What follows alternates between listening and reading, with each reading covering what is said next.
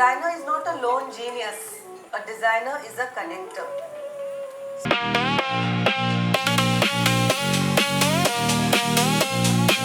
What would your heart and mind choose? This is a blueprint, a mind map that states the role of an architect. Thank you for your presence. We are Elev8 and it's wonderful to be part of this conversation today. Thank you Siddharth, Astha, Elev8 and the Architect's Diary. It's an honor to share our experiences and what architecture has taught us. Being human, seeing ourselves beyond just being designers and exploring how we can reclaim emotional intelligence in architecture. Before we talk about design, let's talk about feeling. Which of these two spaces would you like to spend your afternoon or evening in? Even though both typologies are very necessary in today's world, what would your heart and mind choose? We live in an epidemic of blandness, globalized, efficient, repetitive buildings, visually numb. They don't offend, but they don't even inspire. They become background noises in our cities. If architecture is evidence to history, what evidence are we leaving? What story are we telling about our time, our era? One of fear, sameness, transactional living, or one of care, identity, connection, and culture? Why would we want our time to be remembered as just generic? A city isn't a collaboration or collection of objects. It's an ecosystem of relationships between people, memory, culture, and form. Designing a building without asking for whom and with whom is like writing a letter without an address. We are not saying one is good and the other is bad. We are asking where is life happening. And I know many of you don't write letters, but once in a while it's very, very emotional to get a letter. So how do we fight this blandemic? It starts by reframing three fundamental questions of our practice. Who does the designer address? You can see there. What do we use to address them? And whom do we need? Our process is circular, not linear. It's not an idea that you have an idea, you're drawing and then you're building. It's a constant dialogue between context, process and people. You can't separate them. Today, let's start with the most important one. Who are we designing for?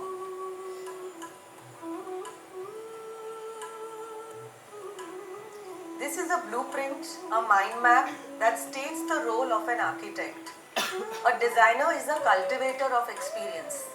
They listen, they strategize, they collaborate with craftsmen, nature, and orchestrate countless details. I'm sure all of you have seen that, isn't it?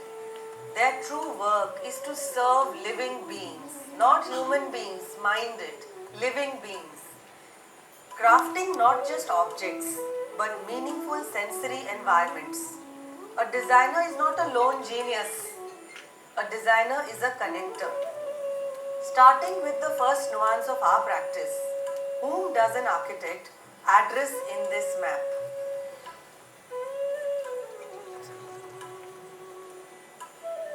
History, culture, nature, people, body, material and technology.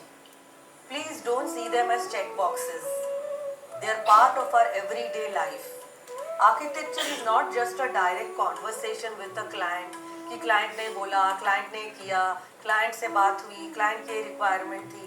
It involves everyone who will directly or indirectly interact with what we responsibly build.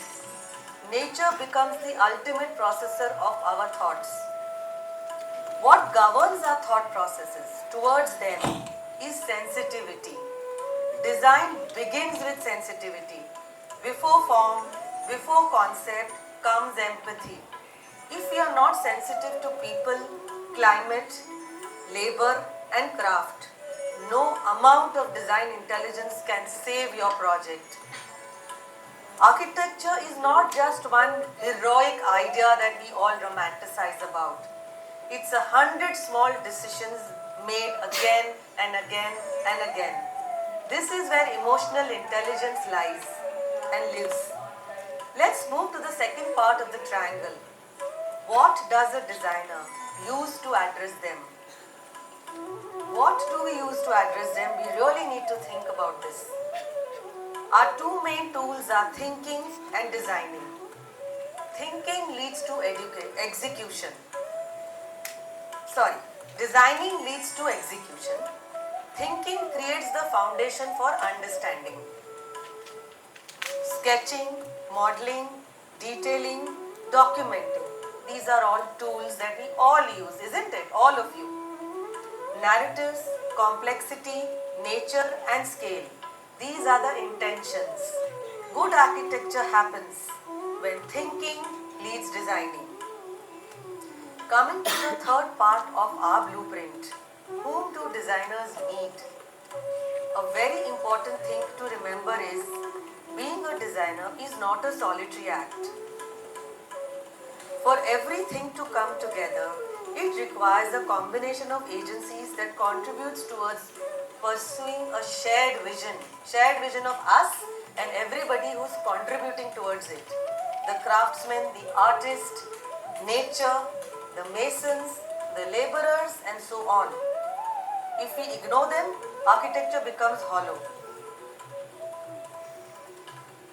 So these are all the people that we need to help us.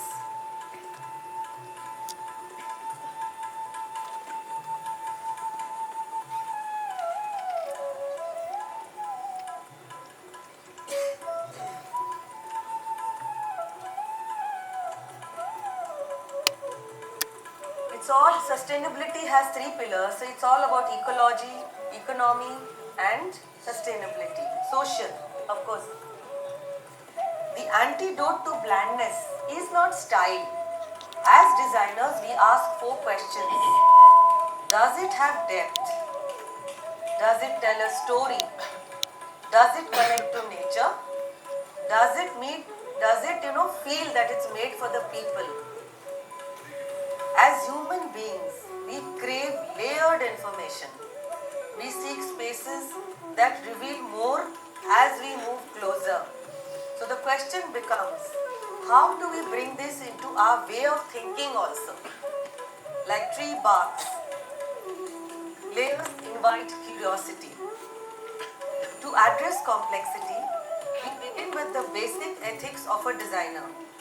It starts with empathizing with human emotions, supporting mental well-being, creating a sense of belonging, being humble, not loud. If you look at these images, the spaces unfold like stories rather than, revealing everything at once. Steps, thresholds and voids build curiosity. Movement becomes the narrative, allowing architecture to be experienced gradually, not consumed instantly. Nature guides through direct experiences and responds immediately to our senses. Light, air, stone, water, vegetation shape comfort, movement and emotion over a period of time. By observing these responses, we learn to design spaces that feel very intuitive, durable and human. As one moves through these spaces, perception guides understanding from whole to parts. When designers balance architecture both as a complete experience and a collection of details, it creates a cohesive and meaningful spatial experience.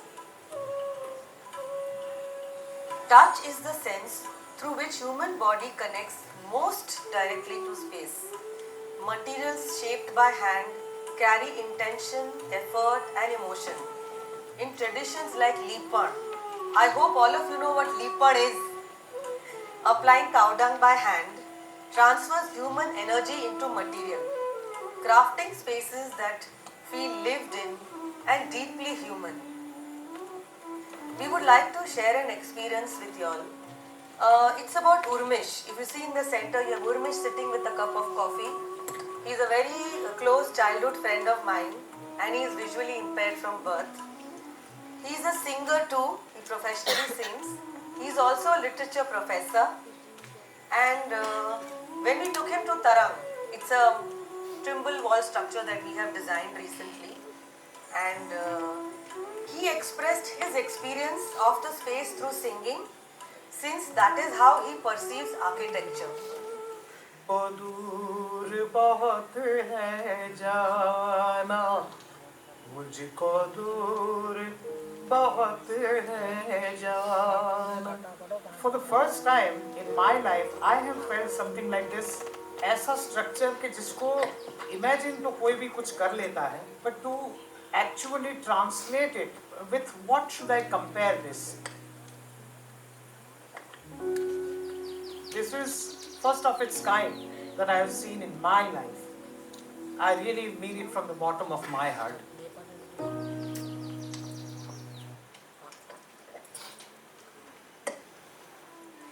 We do not first see space. We hear its depth, its boundaries, its soul.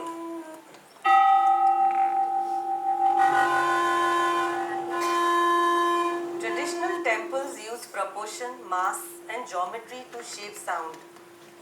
The vibration of the bell travels through stone, columns, and voids, creating sustained frequencies that affect the body and mind through controlled reverberation. Smell is the strongest trigger of memory. The scent of gili mitti recalls childhood, rain, and home. Natural materials like earth, lime, wood, and stone absorb time and life, making spaces emotionally grounding rather than visually fashionable. We may forget how a space looks or it looked, but we remember how it smelled. Scale and intimacy change how a space feels. Do we want it to feel grand or do we want the space to feel protective? This is a step well in Junagadh. It stays cool throughout the year almost because of the thick stone walls and narrow passages. Over time, the weathered stone has become a resting place for birds. It makes us wonder, why do we limit architecture only to people? Since scale is such a tangible aspect, it must be experienced. Something scale drawings cannot always fully convey. So what are the alternatives? For some practices, physical model allows people to imagine themselves in the space. For others like us, it's about imagination, remembering spaces that have settled into our subconscious. The body remembers what the mind forgets. Working directly with craftsmen on site allows the design to feel, adapt the mind to feel the space. But the real question always remains, how do we get there? As discussed earlier, it's never a single strong decision. It's a series of thousands of decisions that come together to make this possible.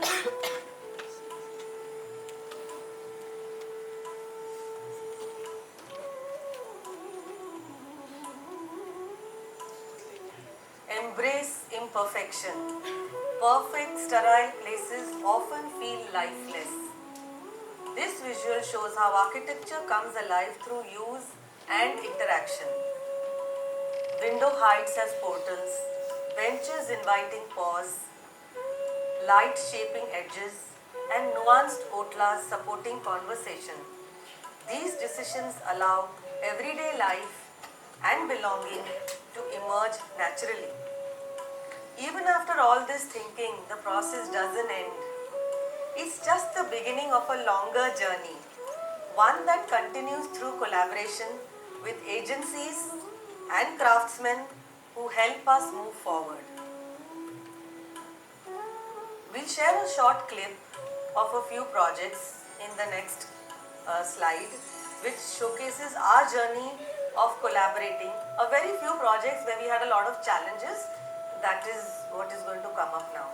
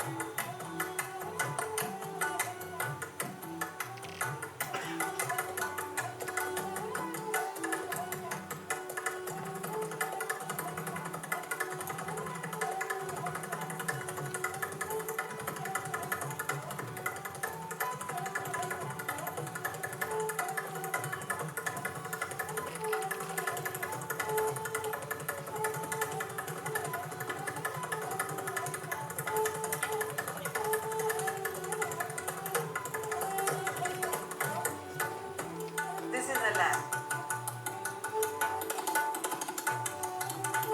and this is Tarang.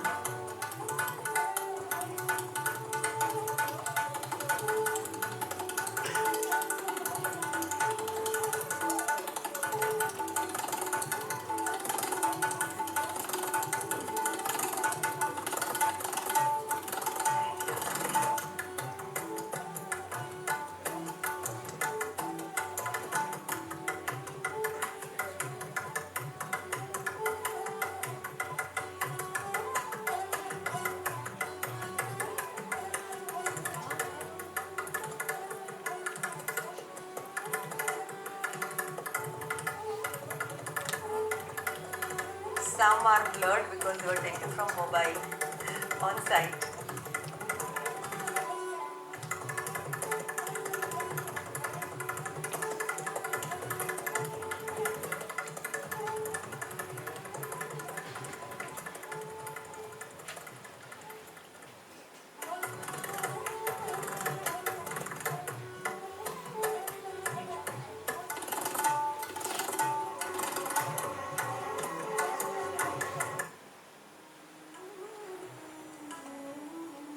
So here, now we are sharing some few projects that shaped us deeply for the above discussion we had. This different typology of projects talk about materials, sunlight, senses, and much more. Working with human emotions taught us an important lesson that even with right intent, execution doesn't always match what we imagine. We often say form follows function, but emotions is also functional. Species that ignore emotions don't truly work. So, if a species which is not emotionally working, isn't it functional? No. And the real cost is not about money. I'm talking about the sustainability. So, the real cost is not about money. It is about environment damage and human disconnect. So here,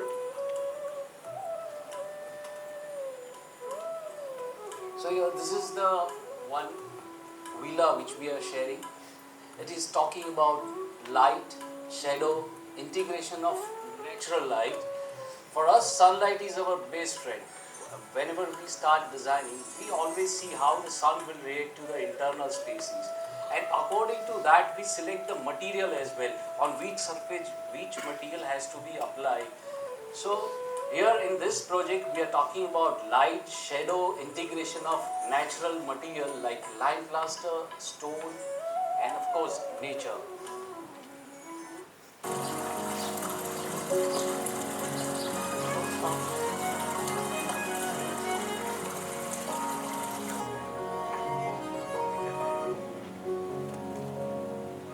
Anso is a Japanese word which means circle of togetherness. Philosophy of this house was to connect different living spaces around the central courtyard, which is the main element of the house.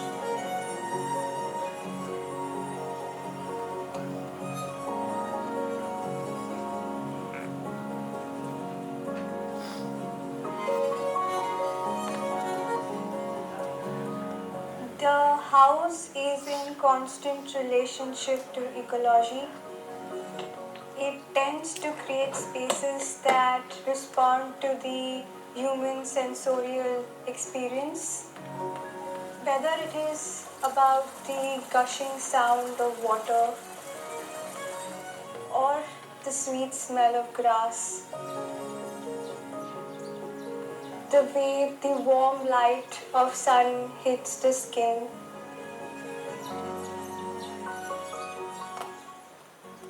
or whether it is the way the fresh air comes in and brings in immense positivity in the house.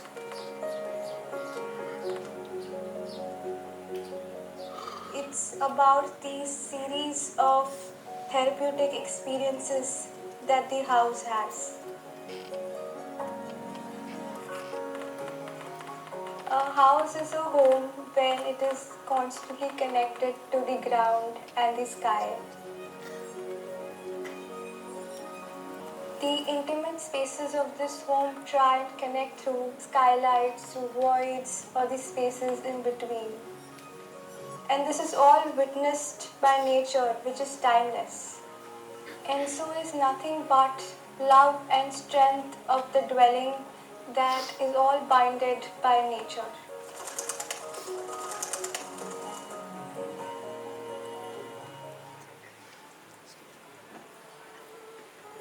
Some quick pictures about Enso.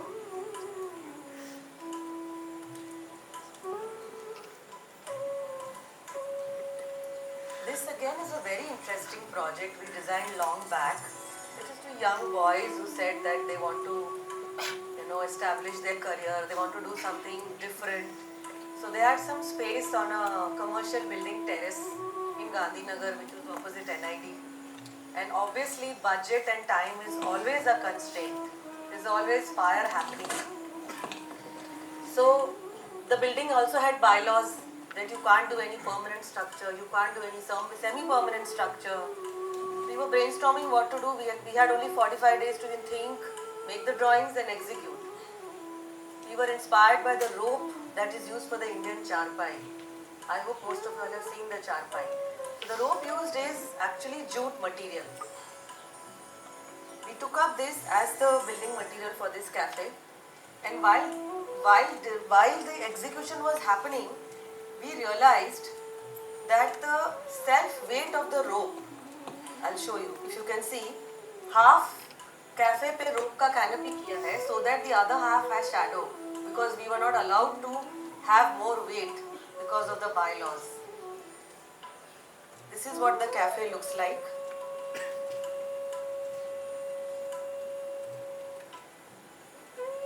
And the canopy sagged because of the weight of the rope. So then how do we address it? And what you see here, this is what we introduced, which became a structural member also, and it also became personal seatings for the youngsters, because this cafe was actually for youngsters. I'll show you a quick time lapse of it.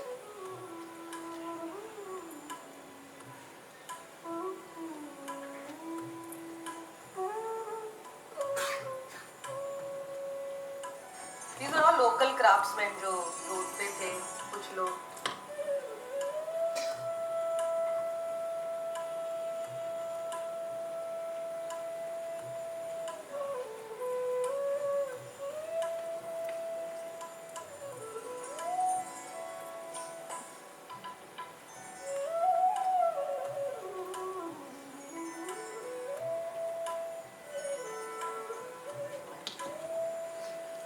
So this is the one house which we have made in Ahmedabad only. Again, this house speaks about light, shadow, sunlight and human movement. Normally we avoid afternoon lights in our project, particularly in this harsh environment like Ahmedabad. But in this project, we have also welcomed this harsh sunlight, afternoon sunlight, where we have strategically put all these canopies and plantation. So even throughout the house, you can walk with your bare feet. The client is is little bit, he's a public figure, so he wanted to have an office in this premises, and he also wanted to completely detach from his house privacy. So again, of course, it is connected with nature and material and all the sensory effects and senses. Here you feel all the senses. So here in this case you can see this is the entrance porch where the direct sunlight is coming during the afternoon. But how we strategically place this canopy and the plantation. So you can see as we talk about the sense, even sunlight and shadow. So this kind of shadow is created on the flooring. Even the floor which we have selected here, it is not the smooth floor. It has that, we all know that we look up this leather finish and all. So when we walk with this bare feet, you have that senses on the feet. You know, that is so calm. Now we can go through the video and all the materials which we have used again in this house. It is all natural, it is lime plaster, it is natural stone, and of course all the idea was to create a home that feels grounded.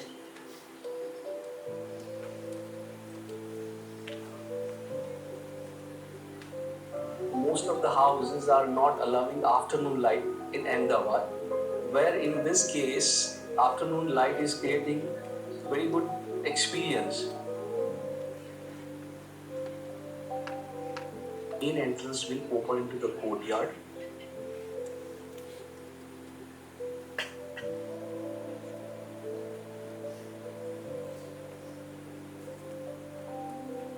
Kachra hai. And you all know what people think about us. And then when they see you presenting work, when you talk about Lipan, and when you're talking about technology, which is so upcoming, and I think we are the only country which has the highest younger generation of people. I think it's a proud moment. Yeah, it is, and again, it was a big responsibility. So internationally, I'll share this with all of you. We often think about only aesthetic because it is about the time for social media and all, how it look in one mobile screen and all. Believe me, at international level, aesthetic comes at the bottom. They see what is your intent. They see how honest you are about your project. The process. Because we have witnessed so many winners, you would not look that project if it is normally put it somewhere. It is aesthetically it is not appealing, but still they got an award. I think a great example of this kind of work is Francis Kere. I think everybody has seen his work. His Pritzker winner architect. I think you should go and see his work if you have not witnessed his work. But I think that kind of work world is looking for. Emotionally high in emotion, I think. 20 years back, 20 years, I think almost 20 years back, when Snehal was in US doing his masters, he had a post and he sent it to me कि देख ये क्या बोल रहे हैं, ऐसा तो अपन ने सोचा ही नहीं है कि there are depressed buildings which are empty in USA, several buildings empty. Why? Because the buildings are depressed. Why? Because the people working there were so depressed, the buildings were abandoned. People were so much on antidepressants because the ceilings were low, there were hardly any windows, the CO2 level was so high. I think you saw that little clip in the video. So aesthetics है, ऐसा नहीं है कि हम बिल्कुल ही कुछ काला कलूटा design कर लेंगे और कोई एक्सेप्ट करेगा, ऐसा नहीं होगा. But I think aesthetics comes as a part of what you design if it's done honestly with the right intent. Aesthetics आ ही जाता है. Anybody else? I wanted to say, ask that, there was a very good talk Mike? about, there was a good very nicely explained about the emotions and all of that. I wanted to ask you that in the last 15-20 years, ever since social media has come and people are a little more aware, now when you have 20-30-year-olds getting their offices designed and all of that, how much has the psychology of those people changed from what it used to be 20 years ago and what it is now?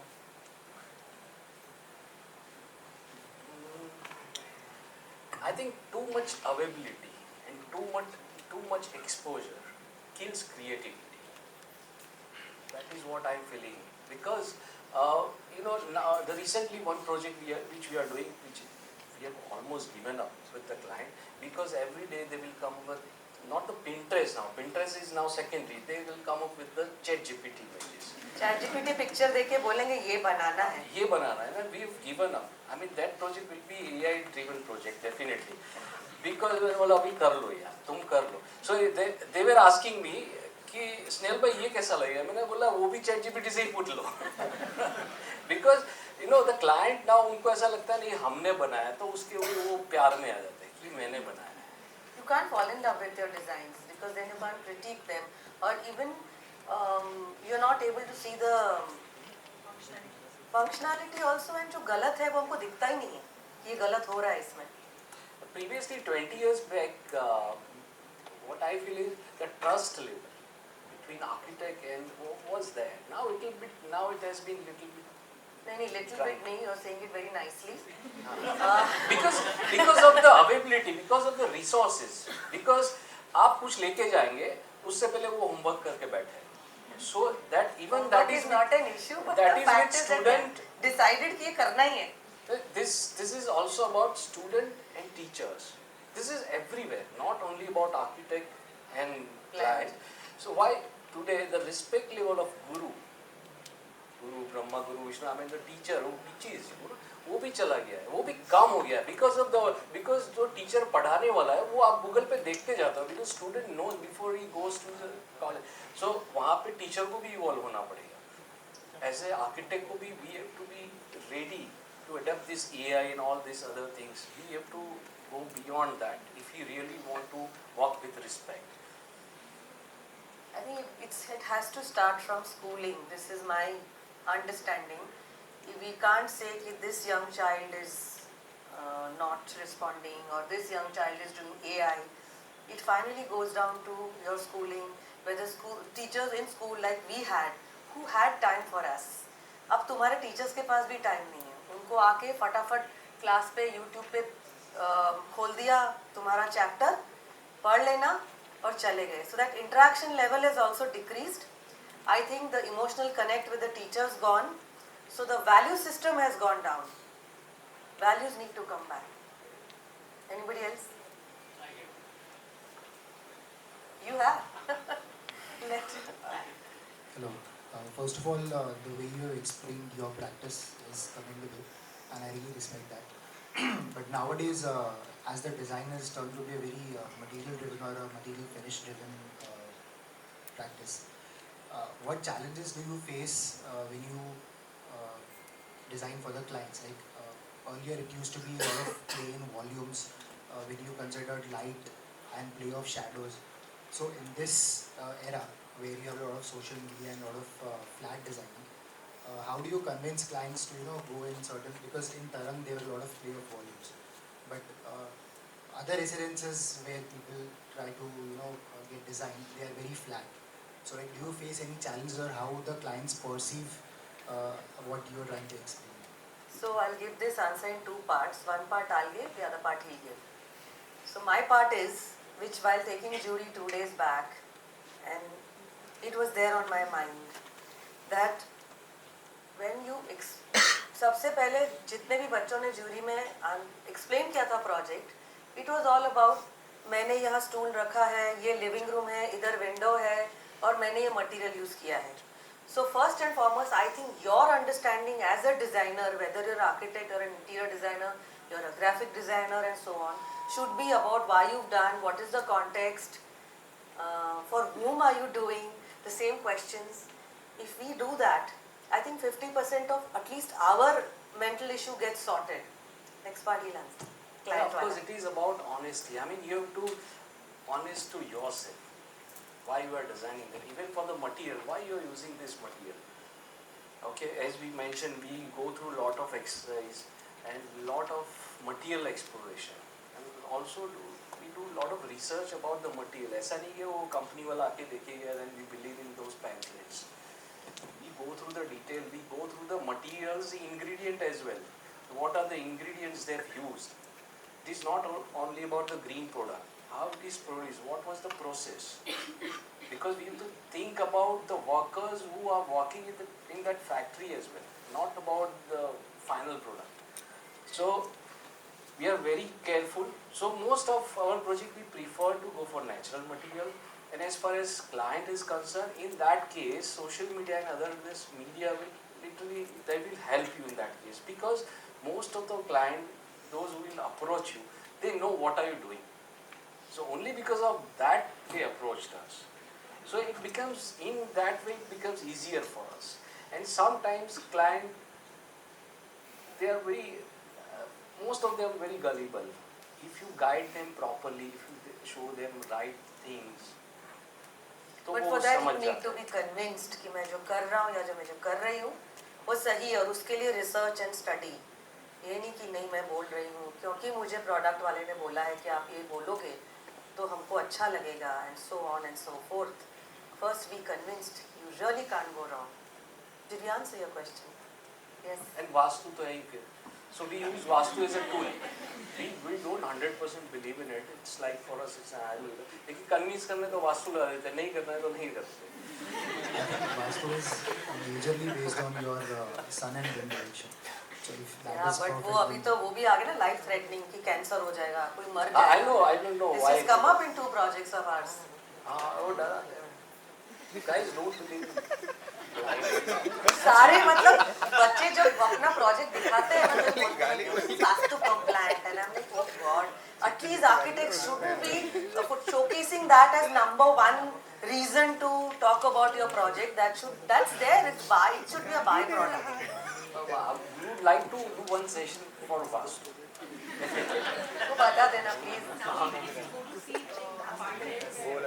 I was not there. First thing, the person who shows you the apartment will say that it is Vastu compliant. Because everybody is now so scared कि घर नहीं बिकेगा.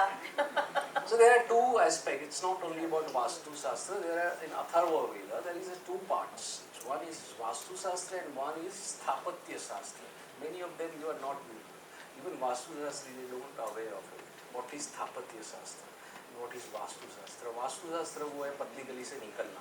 Sthapatya Shastra, that talks about the logical things and about the right things. ठीक है? But anyway, that is वो बाद में आएगा.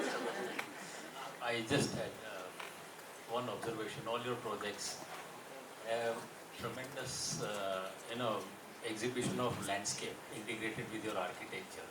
So, any piece of advice for the young generation, how should they go about any building, be it a bungalow or a commercial space? How much, isn't it apt for them to have a detailed understanding of landscape as well themselves, rather than, not to take nothing away from the respectable landscape architects, but even the architect themselves should have some basic knowledge of landscape and the play of light, play of wind, integrated with this. So, because your projects displayed fantastic landscaping as well, that is why some of those buildings which really stood out. So, what is your piece of advice for the landscape architects? So, Utpal bhai, we are not a avid landscape designer. We know basic things, but we learn something by observing. So, unfortunately, we are a little bit older, so we have witnessed so many trees which is now extinct, but so many trees, and it is a ecosystem. So we also talked about the smell, the sense of smell. I think the best perfume is that pehla barish mein jo mitti ka, I think that is the best perfume. Okay, that is about nature. No one's able to capture that till now. So landscaping ka ek basic knowledge you should have it. Landscaping is, of course, we are not going into that detail, but basic plantation, native plantation at least you should know about, and you should know while designing the space we keep certain things in mind. So when we are doing planning, then we'll strategically give the openings where the sensorial effect is there. So we'll place exactly some trees in front of that window. So once you open the window, you have that feel and all. As if we are that filtering the boundary between outdoor and indoor. we are diluting that boundary. So I think connecting with nature and landscaping is a major part. I think we should not disintegrate all these aspects. Architecture, interior and landscaping, it is not a different subject at all. If you conceive it cohesively.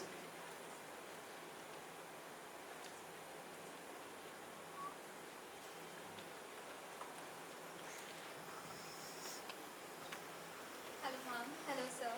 I'm a student at CEPT University and all the architects and designers I've spoken to, they've always guided us to read and travel to gain that extra edge. So firstly, what would you recommend we do to gain an extra edge apart from our studio work? And secondly, if we do read and travel, what are the kind of books we should read? Because there's a huge genre variety of books available now. And what are the kind of, when we travel, what are the kind of elements we're supposed to focus on? See, CEPT has a great library. So now you need to figure out actually, so it's always an inward journey. That, which year are you in?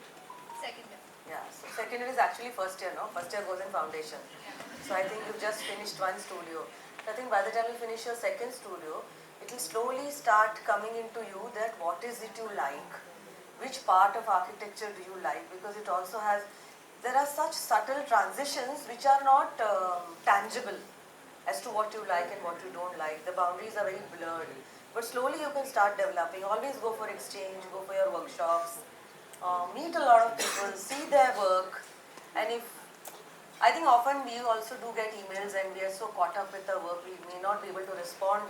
But if somebody chases, one can always arrange for people to see work, attend these kind of programs, and also travel locally, I think, whatever is around us. Where are you from?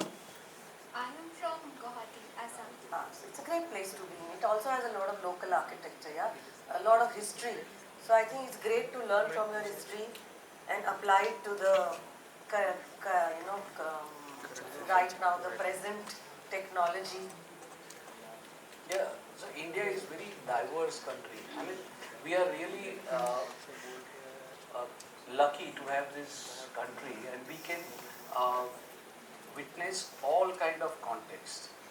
Snow, there is a tropical weather in the south, there is a eastern part, Himalayas, there is a desert area in the western part, and each and every zone has their own architecture, the way of how they design that adaptiveness with the architecture, the way they utilize the local materials. I think India is a fantastic country to travel for architecture. Abroad तो जा ही सकते हो, वो तो कोई there is no doubt about it. But within India also you can travel a lot. There is lots to see. Abroad तो always है ही. But मुझे traveling across the world, I think both of us, it has been an exhausting travel last year. For but architecture. yeah, for architecture, I think, I'm saying even traveling abroad, there is lots to see. But when you want to draw on your energies, I think always India has helped us. So there is a granite and igneous stone, which is the southern part of India. There is a sandstone, which is on the western part of India. The basalt and all that is northern part of India. When you come to the northeast part, okay, there you have that Vetternam and all this vernacular techniques. It's amazing. It's amazing opportunity to be in India. Yeah. Done? Thank you. Thank you, sir and ma'am. Thank you.